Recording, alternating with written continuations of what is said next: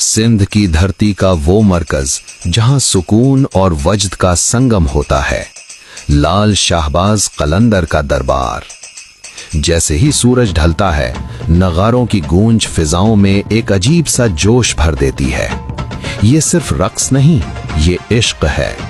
हर धमाल करने वाला अपनी ही मस्ती में गुम दुनिया से बेखबर होता है। घुंघरू की झनकार और कदमों की ये थाप हर जर्रे को थरकाने पर मजबूर कर देती है। धोनी की खुशबू और हक कलंदर की सदाएं रूह को एक अलग ही दुनिया में ले जाती हैं, जहां कोई बड़ा नहीं, कोई छोटा नहीं, सब एक ही रंग में रंगे हुए हैं, कलंदरी रंग। सहवान की ये धमाल सदियों से दिलों को जोड़ना और मोहब्बत का दर्स देना जानती है। लोग आते हैं, सुकून पाते हैं और इस इश्क की आग को अपने सीने में बसा कर ले जाते हैं। क्या आपने सहवान शरीफ की धमाल सामने देखी है? कमेंट करके बताएं और मजीद और वीडियोस के लिए सिंध ऑफिशियल को फॉलो करें।